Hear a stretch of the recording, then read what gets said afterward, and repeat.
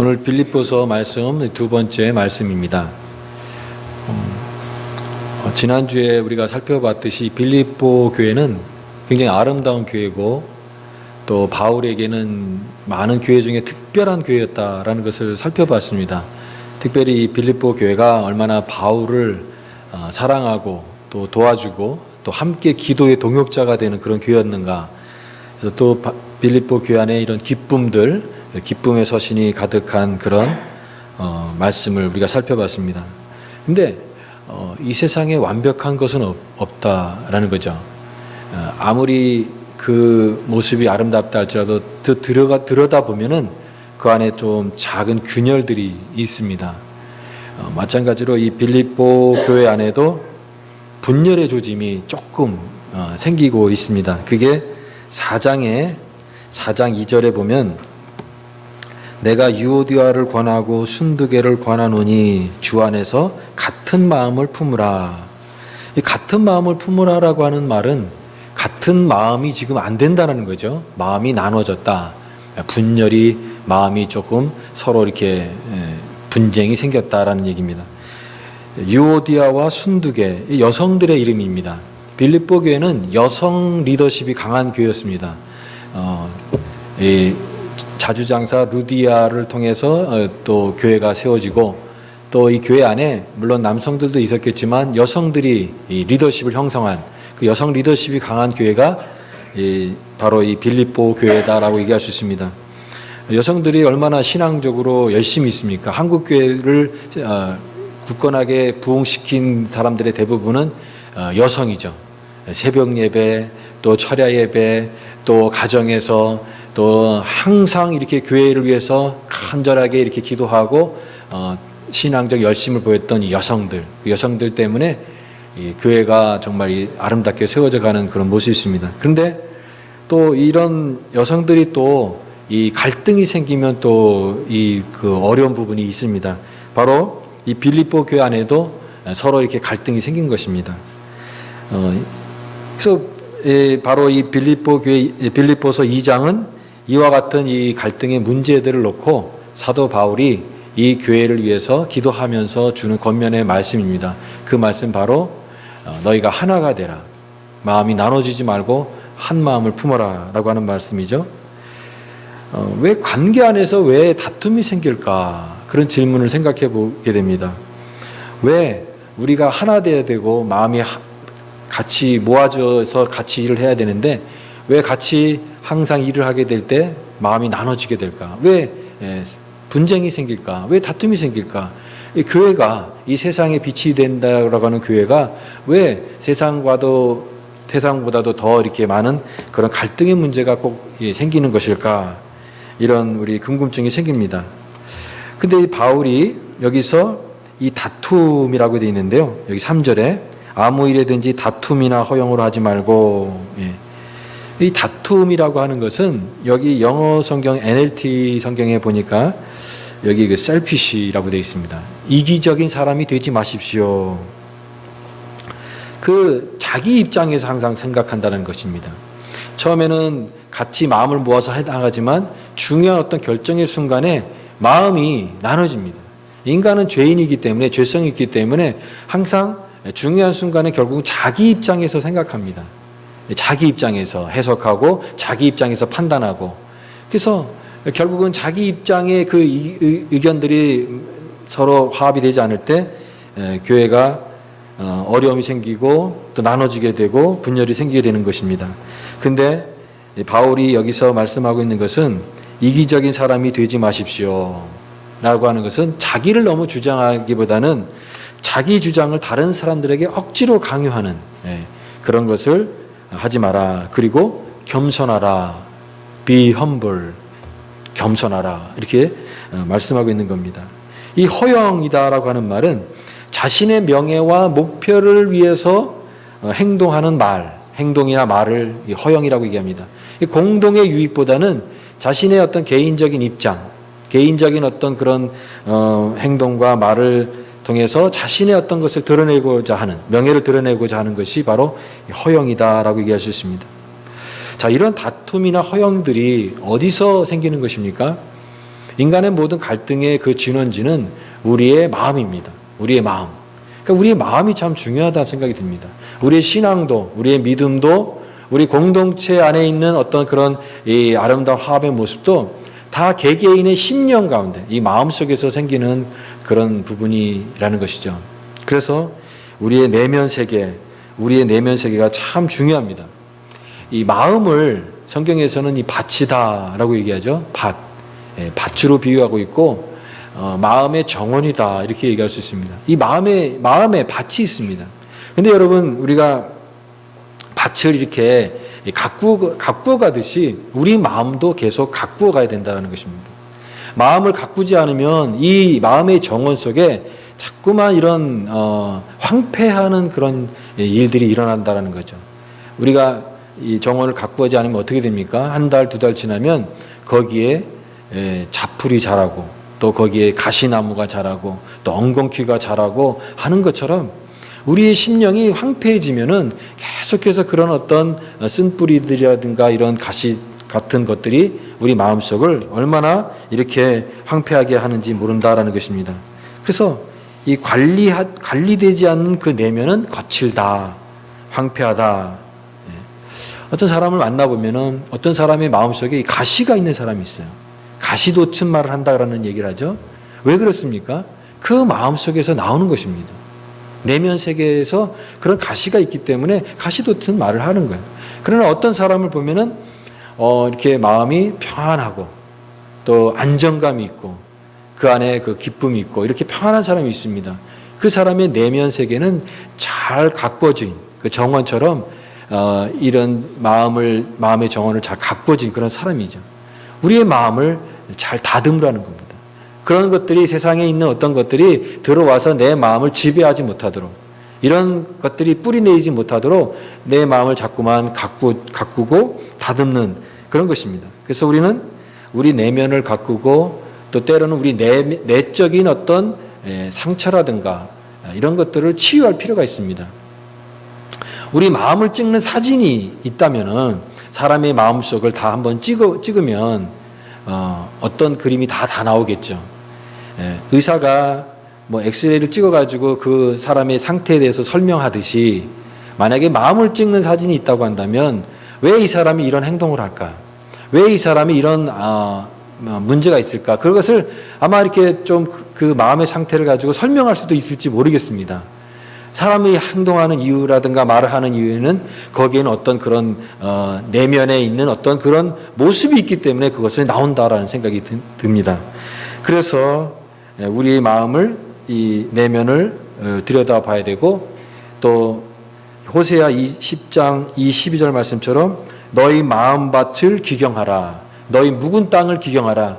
우리의 마음이 단단해지거나 이 굳은 마음이 되지 않도록 항상 하나님의 은혜 가운데, 말씀 가운데 나의 묵은 땅을 기경하라. 이 마음밭을 부드럽게 하라. 그것이 바로 주님께서 말씀하시는 내용입니다.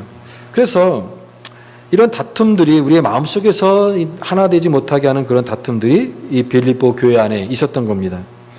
근데 왜 관계 안에 이런 다툼이 있을까라는 것, 이 다툼의 문제가 생기는 것에 대해서 우리가 집중하기보다는 그러면 이런 문제들이 있을 때 이걸 어떻게 해결할 것인가, 어떻게 은혜 가운데 해결할 것인가, 그 말씀이 오늘 빌립보 2장의 그 내용이다라고 얘기할 수 있습니다. 우리가 그리스도인의 성품, 여러분 그리스도인의 성품이다라는 말을 들어보셨죠? 우리는 그리스도인들은 그리스도인의 성품을 갖고 있는 자들입니다. 이 세상의 성품이 아니라 예수 그리스도를 믿는 자들에게 주시는 그 성품이에요. 크리스찬의 성품. 근데 여기에 이 그리스도인의 그 성품에 대해서 여기 2장이 얘기하고 있다고 생각이 듭니다. 예수님의 마음이죠. 여러분 성격과 기질과 성품은 어떻게 다를까요? 성격, 기질, 성품. 여러 가지 얘기할 수 있지만 이 성격과 기질은요, 우리에게 타고난 어떤 그런 것입니다. 타고난 어떤 그런 본성, 그런 것이죠. 그래서 이 성격과 기질은 이 도덕적인 판단의 대상이 되지 않습니다. 예를 들면 어떤 사람들은 급한 성격이 있어요. 그렇죠? 또 어떤 사람은 느긋한 성격이 있어요. 성격이 다 다릅니다. 근데 성격이 느긋하다, 성격이 급하다고 해서 그것 때문에 저 사람 나쁜 사람이야, 그렇게 얘기하지는 않죠. 그 사람이 타고난 본성이 그런 겁니다. 그러나 성품은 다릅니다. 성품은 도덕적인 판단을 할 수가 있는 것입니다. 그래서 악한 성품이 있어요. 선한 성품이 있습니다. 우리는 특별히 그리스도인의 성품을 가져야 되는 것입니다. 그래서 우리 성품은 이것은 가꾸는 거예요. 그냥 타고난 것이 아니라 우리 성품은 우리가 얼마든지 노력하고 다듬고 가꾸어 갈 때 아름다운 모습으로 이렇게 성장이 되고 성품이 완성이 되고 다듬어져 가는 것입니다. 그래서 우리는 우리의 성격, 기질, 그것이 다르지만 신앙 안에서 우리가 노력해야 되는 것은 그리스도인의 아름다운 성품을 갖게끔, 성품을 내 안에서 이런 성품, 그리스도의 성품을 맺을 수 있도록 하는 것입니다. 그래서 성령의 열매를 맺으라. 성령의 그 9가지 열매가 나오잖아요. 그래서 사랑과 희락과 자비와 양선과 충성과 온유와 절제, 오래 참음, 이런 모든 성령의 열매를 통해서 우리의 성품이 날마다 이렇게 다듬어지고 아름다워지고 주님의 아름다운 모습으로 이렇게 변화되어지는 것, 그것이 우리가 이 세상을 살아가는 동안에 우리가 노력해야 될 크리스찬의 아름다운 이 성품이다라는 것이죠. 오늘 그런데 이와 같은 이 교회 안에 다툼이 일어났다.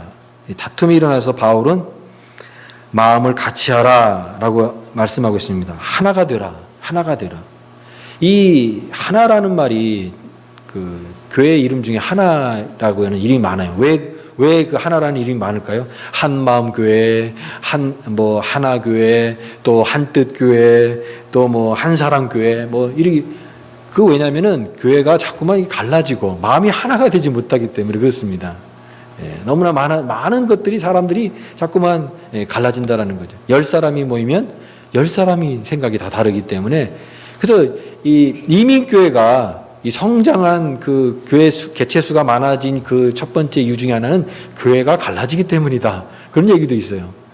그래서 LA도 그렇고 시카고도 그렇고 대도시 속에 이 분주한 삶 속에 교회가 이렇게 은혜스럽게 하나가 되는 그런 모습도 있지만, 또 교회가 마음이 나눠지고 또 교회가 갈라지고 또 하나가 되지 못하는 그런 어려움도 얼마나 많습니까? 이런 것들이 있는데, 바로 이 빌립보 교회도 예외는 아니고, 빌립보 교회도 그 아름다운 교회지만 그 안에 이런 분열이 있었을 때 바울이 하나가 되라, 한 마음으로 되라, 마음이 나눠지지 말아라, 한 마음으로 한 뜻으로 하나가 되라라고 얘기하는 겁니다.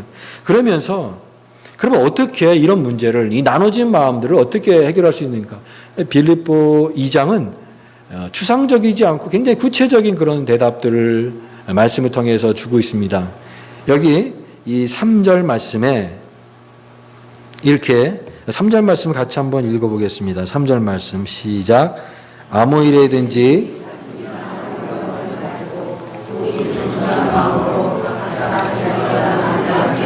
네, 거기 뒷부분에 오직 겸손한 마음으로 각각 자기보다 남을 낮게 여기고 라고 말씀하고 있습니다.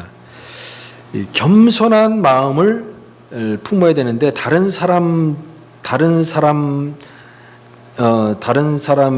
오직 겸손한 마음으로 각각 자기보다 남을 낮게 여기고, 이 말은요, 한국말이 이렇게 낮게 여기고, 이 자기를 다른 사람을 낮게 여기라는 말이 아니라 나보다 낮게 여기고 이런 것입니다. 이 말을 오해를 하면 안 돼요. 다른 사람을 낮게 여기고, 이 영어 성경에 NLT라고 하는 그 New Living Translation 그 성경에 보니까 이거를 이렇게 해석해 놨더라고요. 자신을 다른 사람보다 더 나은 사람으로 생각하지 마십시오. 자신을 다른 사람보다 더 나은 사람으로 생각하지 마십시오. 근데 참 이러기가 어렵죠. 다른 사람을 나보다 더 나은 사람으로 생각하는 거 굉장히 어려운, 우리가 실천하기 어려운 부분 중에 하나라고 생각이 됩니다. 사람들이 굉장히 겸손하고 다른 사람 굉장히 위해주는 사람도 그 자기의 어떤 그런 범위가 있다는 생각이 듭니다. 예를 들면 내가 인정하는 범위, 내가 허용하는 범위까지는 내가 그 사람에 대해 최선을 다할 수 있어요. 인정해 줄 수 있어요. 그러나 그 사람이 나보다 더 뛰어나고 나보다 더 잘 되고 그러면 금방 그 태도가 바뀌게 되는 것이죠. 예전에 중세 시대에 오랫동안 수도하면서 그 수도원에서 오랫동안 기도하며 금식하고 금욕하면서 이게 아주 영성으로 깊이 이렇게 깊어진 사람이 있었습니다. 그런데 얼마나 그 사람이 정말 이게 깊은 사람이 됐겠습니까? 영성이. 그런데 길을 가다가 어떤 사람이 자기 친한 친구가 이 지역에 있는 주교가 됐습니다. 대주교가 됐습니다. 이런 얘기를 듣자마자 그 마음속에 아니 나보다도 어린 시절에는 나보다 훨씬 못한 사람이 이런 훌륭한 그게 높은 자리에 오르다니 그래서 분노가 생기면서 그가 깨달은 것은 그렇게 오랫동안 기도하고 금식하고 금욕하고 그렇게 내공을 쌓은 줄 알았는데 다른 사람이 나보다 잘 되는 것 때문에 배가 아프고 그것 때문에 내가 무너지는 그런 모습 보면서 자기 자신의 모습을 또 깨달았다는 얘기죠. 마찬가지로 다른 사람에 대해서도 인정해주고 다른 사람을 높여주지만 나보다 더 내 범위를 내가 생각하는 어떤 범위를 넘어섰을 때 그 사람을 온전히 이해해 줄 수 있는가. 정말 이 말씀처럼 자신을 다른 사람보다 더 나은 사람으로 생각하지 말라라고 하는 그 말씀처럼 그렇게 할 수 있는가. 우리 안에 인간 안에는 이 죄성이 있기 때문에 이 뿌리 깊은 어떤 우월의식이 있다라는 거죠. 그래도 내가 너보다 나아. 그래도 내가 너보다는 더 선해. 내가 더 의로워. 이런 의식들이 있기 때문에 끊임없이 다른 사람과 비교를 통해서 내가 더 우월하고 내가 더 올바르다고 하는 것을 끊임없이 확인하는 그것이 바로 인간의 어떤 죄성이다라는 것입니다. 그러나 이런 겸손한 마음을 품는다고 한다면 자신을 다른 사람보다 더 나은 사람, 자기를 완전히 없애라는 것이 아니라 자기 자신도 존중받아야 되지만 다른 사람도 그렇게 존귀한 존재로 더 나은 존재로 생각하라. 같이 귀하게 생각하라. 그런 말씀입니다. 그 다음에 4절 말씀에 각각 자기를 돌아볼 뿐더러 또한 각각 다른 사람들의 일을 돌보아 나의 기쁨을 충만하게 하라. 다른 사람들의 일을 돌아보라라고 하는 말은 자신의 이익의 관점으로만 생각하지 말고 다른 사람의 관점으로 바라보라라고 하는 겁니다. 사람은 항상 자기 관점으로 본다고 얘기했죠. 그래도 결론은 항상 내가 옳아. 내 관점을 포기하기가 참 어려운 거죠. 그러나 내 관점도 중요하지만 다른 사람의 관점을 보는 거, 그게 신앙적인 어떤 우리의 어떤 인격의 그 성숙이라고 얘기할 수 있습니다. 다른 사람의 관점으로 보게 될 때 이 세상의 어떤 분열이라든가 이런 다툼이라든가 이런 문제들이 얼마나 많이 해결되겠습니까? 패러다임이라는 말이 있습니다. 패러다임. 어떤 그 한 시대를 바라보는 어떤 그런 시야죠. 그 말이 이렇게 또 나온 배경들을 생각해 보면은 옛날에 그 인도에 타고르라고 하는 시인이 있습니다. 타고르. 그 타고르는 굉장히 인도가 자랑하는 인도의 시성인 그 시인이죠. 근데 이 타고르는 시를 굉장히 잘 쓰지만 다른 일은 굉장히 잘 못하는 사람이에요. 예를 들면은 뭐 아침에 일어나서 이불을 갠다든가 빨래를 한다든가 또 뭐 음식을 만든다든가 이런 것을 전혀 할지 못하는 그런 사람이기 때문에 이분이 1800년대 사람이고 1940년대에 이제 돌아가신 분이에요. 그러니까 그 당시만 해도 옛날 시대죠. 우리보다 한 100년 넘게 된 시대고 인도는 그 카스트 제도가 있잖아요. 브라만, 크샤트리아, 바이샤, 슈드라 이게 신분 사회이고 그렇기 때문에 그 타고르가 그래도 굉장히 부유한 집안이었던 것 같아요. 하인이 있었습니다. 근데 하인이 항상 아침 일찍 와가지고 이불을 개주고 또 음식을 차려주고 또 빨래를 해주고 이런 일을 합니다. 근데 어느 날은 그 아침에 이 하인이 안 온 거죠. 오지 않고 본인이 이제 일어나서 이렇게 하려고 하니까 아무것도 할 수가 없는 거예요. 빨래도 못 개고 이불 그다음에 음식도 차려 먹지 못하고 아무것도 청소도 못하고 그런데 자꾸 이 약속된 시간이 안 오니까, 하인이 안 오니까 화가 나는 겁니다. 왜 이렇게 늦지? 왜 이렇게 늦지? 1시간, 2시간 지나도 안 와요. 근데 12시 지나서 정오가 지나서 온 겁니다. 그러니까 이미 타고오르는 마음속에 이제 화가 나고 막 분노가 있어서 그 하인을 이렇게 째려보면서 있는 겁니다. 뭐 하나. 근데 이 하인은 와서 아무 얘기도 안 하고 그냥 묵묵히 와서 주인 그 자리를 개고 이불을 개고 또 빨래를 하고 자기가 또 음식을 만들고 이런 일을 자기가 늘 하던 일을 하는 겁니다. 근데 타고르가 화가 나서 더 이상 참을 수 없어가지고 소리를 지르죠. 자네 지금 뭐 하는 거냐고, 지금. 지금 이 시간에 와가지고 지금 이거를 뭐 하는 짓이냐고. 그거 지금 하던 일 그만두고 당장 나가라고. 당신은 해고야. 이렇게 화를 탁 낸 거예요. 근데 그때 그 하인이 그런 얘기를 합니다. 어젯밤에 나의 딸이 죽었습니다. 딸이 죽었습니다. 주인님 죄송합니다. 그리고 나서 아무 말도 안 하고 또 자기 하던 일을 묵묵히 하더래요. 이 타고르가 굉장히 충격을 받았어요. 그러면서 지금까지 보던 그런 생각과 이런 시야들이 완전히 다르게 해석이 되더라는 거예요. 왜 그가 그런 행동을 했는지, 왜 저렇게 할 수밖에 없었는지가 이해가 되기 시작하면서 이해하게 되더라는 거예요. 여러분, 우리도 마찬가지로 이런 패러다임이 바뀌면 이 세상의 사람들에 대해서 또 환경에 대해서 이 변화에 대해서 이해하는 그런 그 시야가 바뀌게 되는 것이죠. 우리가 다른 사람이 왜 저렇게 행동하는가, 왜 저렇게 말하는가, 왜 이런 행동을 하는가, 우리가 이해하게 될 때 다른 사람들을 이해할 수 있고 또 우리 가운데 있는 어떤 분열이라든가 다툼이라든가 이런 것들을 훨씬 더 그것들을 부드럽게 바꿀 수 있는 그런 관점, 그게 바로 패러다임이다, 패러다임 시프트다라고 얘기하는 것이죠. 그러므로 우리가 이 신앙의 성숙은, 우리가 신앙 안에서 이 성숙을 위해서 우리는 항상 이 기독교는 결국 눈을 바꾸는 것이고 우리의 생각을 바꾸는 훈련을 해야 하는 것입니다. 하나님께서 우리를 신앙생활을 공동체 안에 주신 이유가 그것입니다. 여러분, 신앙생활을 혼자 하는 것도 유익이겠지만 우리가 왜 함께 합니까? 왜 공동체 안에서 하게 되나요? 우리가 나 혼자만을 볼 수 없는 부분이 있어요. 나 혼자만 신앙생활할 때 내가 모르는, 나는 모르는, 다른 사람들이 알지만 나는 모르는 부분이 있어요. 그 부분에 대해서 우리는 알지 못해요. 그러나 우리가 다른 사람들과 관계하면서, 다른 사람과 때로는 부딪히면서, 다른 사람들과 같이 어울리면서 나의 그 모난 부분들, 다듬어져야 될 부분들, 이 거친 마음들, 이런 마음들까지도 다 그리스도 안에서 이 마음들이 변화되어지고 다듬어지는, 그래서 우리가 서로를 깎아주는, 그 깎아준다라는 게 조심스러운 거지만 서로를 다듬어주는, 그리스도 안에서 온전한 인격으로 성장하도록 도와주는, 서로 상처되는 말을 하는 것이 아니라 그리스도 안에서 주님이 원하시는 그런 아름다운 성품으로 다듬어 줄 수 있도록 하나님께서 공동체로 우리에게 주신 것입니다.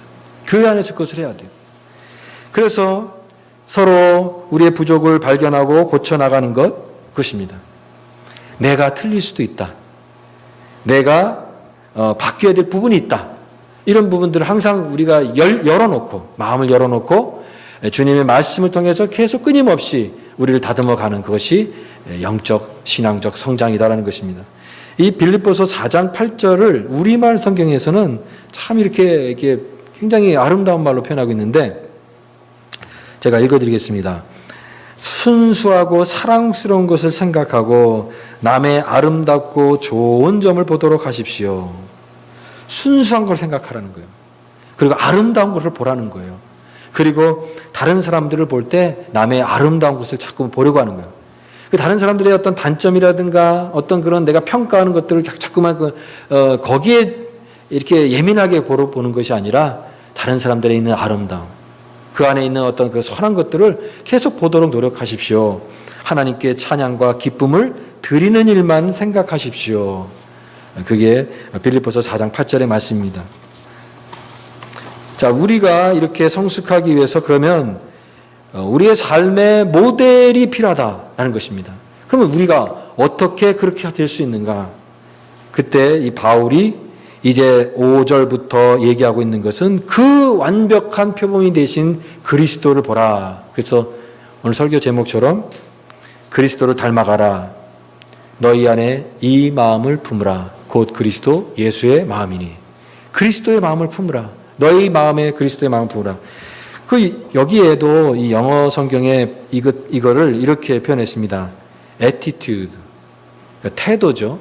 그 예수님의 그 태도. 예수님께서 이 땅 가운데 인간의 몸을 입고 오셨죠.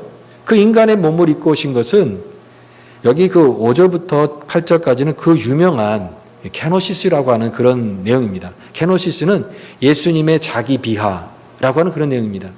예수님께서 이 자기를 낮추신 것이 이 단계가 있습니다.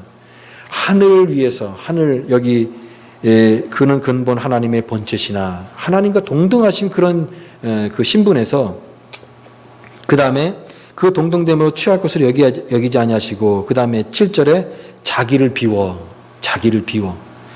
종의 형체를 가지고 그러니까 하늘에서 내려오셔서 자기를 비워 그 다음에 사람과 같이 되셨고 사람까지 되신 것입니다. 하나님이 인간이 되신 것은 우리의 어떤 그런 인간의 지성으로 다 설명할 수 없는 신앙의 신비죠. 인간이 아주 미개한 어떤 미생물이 되는 것보다 더 큰 그런 것입니다. 하나님이 어떻게 인간이 되실 수 있는가? 근데 인간의 몸을 입고 오시고 자기를 비워 종의 형체를 가지고 근데 그 인간의 몸 중에서도 종의 형체를 가졌다는 거예요. 종으로. 그리고 사람의 모양으로 나타나사 자기를 낮추시고 그 다음에 죽기까지 복종하셨으니 그 낮아짐의 단계의 맨 마지막은 죽기까지 복종하셨으니 곧 십자가의 죽으심이라. 그 십자가가 예수님의 그 십자가의 죽으심이 바로 예수님의 그 자기 비하의 맨 마지막 단계로 주님께서 그렇게 낮아지셨다. 이것은 신앙의 신비입니다. 케노시스라고 하는. 근데 예수님은 이 신성을 포기하면서 인성을 가지신 것이 아니라 신성이 있지만 예수님은 하나님이시지만 그 신성을 스스로 제한하시고 인간의 몸으로 인성으로 오셔서 예수님은 이 사역들을 주님의 하나님이 이 땅 가운데 원하시는 그 사역들을 다 하셨다. 그래서 권리를 요구하지 않고 자기를 낮추시는 그 순종으로 주님은 이 사역들을 감당하셨습니다.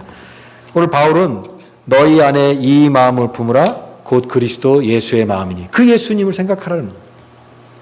그 예수 그리스도를 본받으라. 그 예수 그리스도를 너희 마음속에 품으라 라고 하는 것이죠. 바로 예수님의 마음은 어떤 마음입니까? 예수님께서 이런 말씀하셨죠. 수고하고 무거운 짐진 자들아 다 내게로 오라. 내가 너희를 쉬게 하리라. 그 다음에 뭐라고 하셨습니까? 나는 마음이 온유하고 겸손하니. 그 예수님의 마음은 어떤 마음입니까? 온유하고 겸손한 마음이에요. 그 예수님의 온유를 한번 생각해 보세요. 예수님은 때로는 이렇게 화를 내시기도 하셨죠. 성전에서 막 화를 내셨잖아요. 그 온유한 모습이랑 아니잖아요.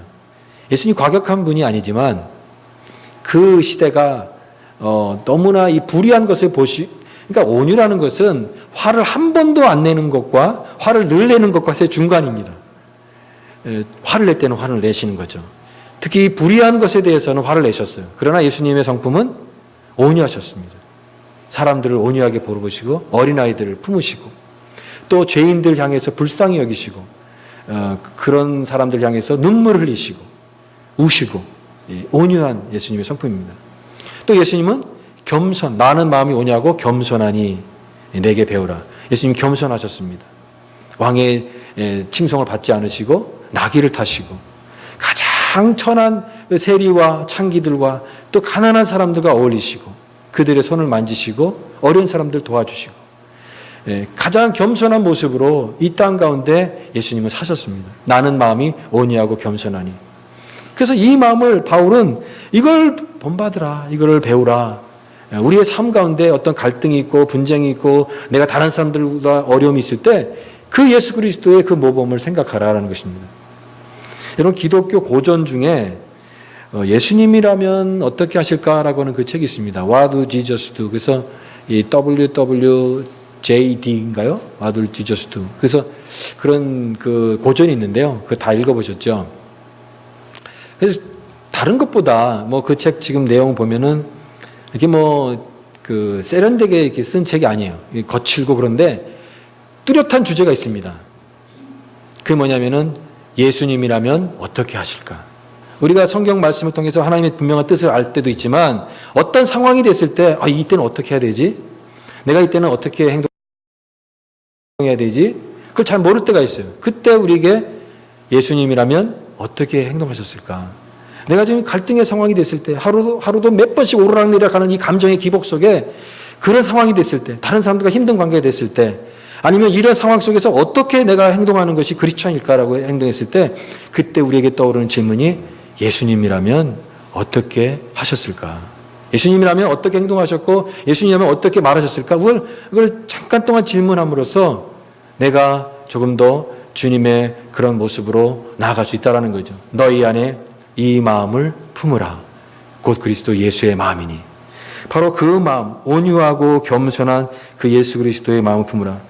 우리 마음속에 무엇을 품고 살아가느냐라고 질문하고 있습니다. 너의 마음속에 어떤 마음을 지금 품고 살아가느냐. 그러므로 이것이 우리의 성품이고 결국 이 성품은 우리의 사역이 되는 것입니다. 온유한 사람, 겸손한 사람, 그 사람의 그 모습을 통해서 사역이 이루어져요. 그리스도가 전파되어지고 하나님의 일들이 다른 사람들에게 나눠지는 것입니다. 그래서 성품은 곧 미니스트리가 되는 것입니다. 우리의 삶을 통해서, 우리의 성품을 통해서 하나님의 일들을 드러낼 수 있는 저와 여러분 되시기를 바랍니다. 이렇게 자기를 낮추고 예수 그리스도의 마음을 품을 때 그 다음에 9절부터 11절까지는 승귀라고 합니다. 승귀. 높여주신다라는 거예요. 그렇게 낮아지시고 십자가까지 낮아지시고 자기를 십자가까지 낮추신 그 예수님의 그 겸손 앞에 하나님께서 이 예수 그리스도를 높이십니다. 어떻게 높이십니까? 이러므로 하나님이 그를 지극히 높여 모든 이름 위에 뛰어난 이름을 주사 하늘에 있는 자들과 땅에 있는 자들과 그 땅 아래에 있는 자들 모든 무릎을 예수님의 이름에 꿇게 하시고 모든 무릎이 예수 그리스도 앞에 무릎을 꿇게 하시고 모든 입으로 예수 그리스도를 주라 신하여 하나님 아버지께 영광을 돌리게 하셨느니라. 가장 낮아진 예수님을 하나님께서 높이시고 부활하게 하시고 그 다음에 하늘로 올리시고 하나님 우편의 보좌에 앉으시고 이제는 주님께서 장차 심판하시러 오실 때에 모든 입술이 그리스도를 구주로 고백할 수밖에 없는 그 모든 무릎이 다 주님 앞에 무릎을 꿇을 수밖에 없는 그 높은 자리로 주님을 높여주셨다. 높이신다는 것입니다. 우리가 낮아질 때에 주님께서 우리를 높여주십니다. 우리와 함께 하시고 그러므로 우리는 낮음과 이 겸손의 영성을 가질 때 우리는 가장 주님을 닮아갈 수 있는 것입니다. 사도 베드로가 젊을 때 굉장한 혈기가 있었고 또 굉장한 그런 어떤 그 열정이 있었습니다. 그러나 이제 나이가 든 이 베드로는 이제 성숙해졌어요. 그 인격이 이제는 철이 들었습니다. 더 깊은 사람이 됐어요. 그 베드로가 젊은 사람들에게 이렇게 권면합니다. 베드로전서에 보면 너희들은 장로들에게 순종하고 나이든 교회 리더들에게 순종하고 서로 겸손으로 허리를 동이라고 얘기합니다. 하나님은 교만한 자를 대적하시되 겸손한 자에게는 은혜를 주시니라. 그러니까 교만한 자를 대적한다라고 얘기하죠. 그 대적한다라는 말은 군대를 배치시키다라는 말이 있어요. 하나님이 제일 싫어하시는 것 어떤 사람입니까? 교만한 사람. 교만한 사람을 꺾으시기 위해서 하나님께서는 군대를 동원해서 그 교만한 자를 대적하시는 거죠. 그러나 겸손한 자에게는 뭘 주시느냐? 은혜를 주신다. 그래서 하나님의 능하신 손안에서 겸손하라. 베드로가 얘기합니다. 겸손하라. 때가 되면 너희를 높이시리라. 우리가 겸손하게 하나님의 그 은혜 가운데 머물 때에 그 다음에 우리가 높여지는 것이 아니라 주님께서 하나님께서 그 능하신 손으로 우리를 높이시고 가장 높은 곳에 세워주시는 그 하나님의 은혜를 우리 모두가 경험할 수 있기를 바랍니다. 제가 오래전에 그 휴스턴에 있는 한인교회 세미나를 참가한 적이 있습니다.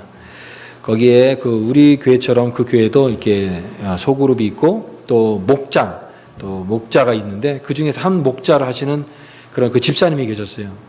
근데 그 집사님이 그 교회에서 다 칭찬받는 그런 분이었습니다. 참 존경받는 분이었고 참 신실하신 분이에요. 그분이 이제 간증을 하는데 그분은 이렇게 교회에서 사역도 열심히 하시지만 또 그 한인 사회에서 굉장히 알려진 분이에요. 그 텍사스에 있는 그 큰 석유 회사의 부사장까지 올라가신 분이에요. 그러니까 굉장히 한인 사회에서는 입지전적인 인물이죠. 굉장히 높은 자리까지 올라갔습니다.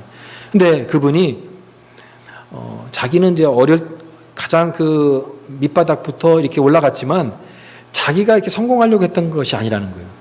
항상 관심 뭐냐면 자기 주변에 있는 사람들, 내 밑에 있는 사람들을 성공시키고 그 사람들이 잘 되게 했다는 거예요. 잘 되게. 최선을 다해서. 그래서 옆에 있는 사람들 잘 되게 하고 옆에 있는 사람 또 밑에 있는 사람들 끌어주고 그 사람들 성공시키고 그랬더니 자기를 하나님께서 이렇게 높이 세워주셔서 그 자리까지 오게 하셨더라. 그게 하나님의 은혜인 것이죠. 우리도 다른 사람, 우리 주변에 있는 사람들을 성공시키고 주변에 있는 사람들을 북돋아주고 격려해줄 때 그때 하나님께서 우리 자신은 하나님이 높여주시고 세워주시는 줄 믿습니다. 오늘 주님의 겸손, 자기 비움으로 하나님의 뜻을 순종할 때에 이러므로 하나님이 그를 지극히 높여 모든 이름 위에 뛰어난 이름으로 가장 높은 곳에 세워주었다. 오늘 이 신앙의 목표는 이 그리스도를 닮아가는 것입니다. 너희 안에 이 마음을 품으라. 곧 그리스도 예수의 마음이니. 우리가 이 마음을 품기를 원합니다. 그리스도의 온유한 마음, 겸손한 마음, 이 성품을 날마다 닮아감으로 우리 크리스찬들의 성품을 갖고 우리 교회가 이러한 성품으로 가득 찬 그런 아름다운 은혜가 넘치는 교회가 될 수 있기를 주님의 이름으로 축원합니다. 기도하겠습니다. 하나님 아버지 감사합니다. 너희 안에 이 마음을 품으라. 곧 그리스도 예수의 마음이니. 우리 안에 이 마음을 품게 하여 주옵소서. 이 마음으로 사역하게 하시고 이 마음으로 다른 이들을 세워갈 수 있는 교회가 되게 하여 주옵소서. 감사드리며 예수님 이름으로 기도드리옵나이다. 아멘.